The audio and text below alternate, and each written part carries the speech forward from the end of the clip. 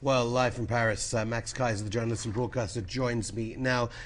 Max, on the Citigroup bailout, do you think the entire U.S. banking system is facing nationalization?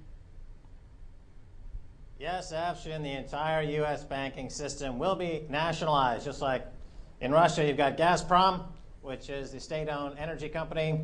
America will have a state-owned super conglomerate banking industry. I really feel sorry for the people of South Korea and China, and I'll tell you why, if you're interested. Sure, go ahead. Well, the question is, where do they get this money from? And they're getting it from the people in South Korea and the people in China. And if you remember back in the 1850s or so, when China was refusing to trade with the UK came up with a plan of selling China opium to get them addicted to opium, and this would restore some balance. So today we've got America getting South Korea and China addicted to American Treasury bonds, and to their detriment.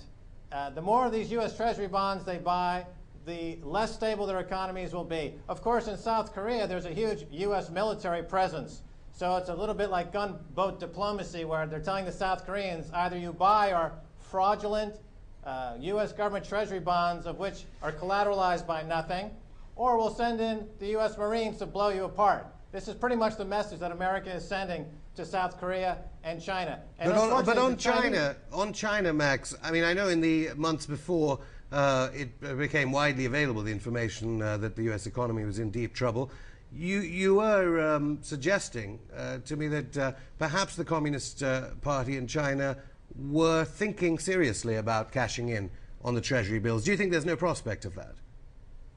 Well, the latest evidence we have is that the Chinese have been smoking the opium of U.S. Treasury bond dealers. They've been actually increasing their U.S. Treasury positions. The people of China, if they were ever thinking about revolting against their government, they should do it now before they become enslaved by Bernanke, Paulson, Tim Geithner, and this new economics team, Lindsay, who is Clintonite, who repealed Glass-Steagall. These are hardened financial criminals. But so the people of China it's also, wake up. It's also, of course, hitting the Persian Gulf countries. I noticed that the Dubai government felt it necessary to deny a report that it was having to be subsidized by Abu Dhabi in the United Arab Emirates. Do you feel that the Persian Gulf economies are going to be affected? Well, you know, I did reports for a major Persian Gulf network outlining these risks, and they no longer broadcast my films because they got the word from Saudi Arabia, don't tell the people about the U.S. dollar crookery going on in the Mideast. So I've been effectively censored in the Mideast from telling the people in the Mideast. Only on Press TV do I get a free voice. The people in the Mideast are getting absolutely hoodwinked into buying more of these U.S. Treasury bonds that are collateralized by nothing. Absolutely nothing, Afshin. They're being sold a bag of worms. Perhaps not good news then for Dubai. We are hearing a lot about the Obama administration talking about investment in green projects, capital expenditure of a plan that has been compared to FDR. Of course, Hillary Clinton has been appointed Secretary of State. Do you think it'll be green projects, or do you think the possibility of war could get the United States out of the situation it's in?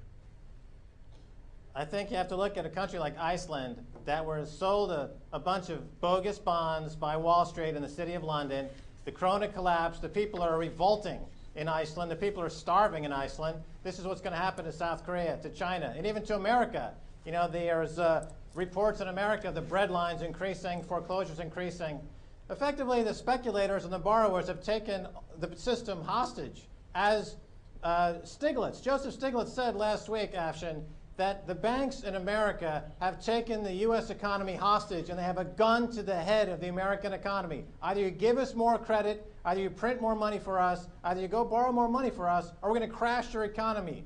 That's pure tyranny, as defined by the U.S. Constitution. Joseph Stiglitz, a Nobel-winning economist, said that the banks are holding Americans' economy at a gun to the head. What more proof do you need? Well, that's a Nobel laureate that the Barack Obama administration doesn't seem to want in its cabinet. Max Keiser, thank you very much for joining us live from Paris.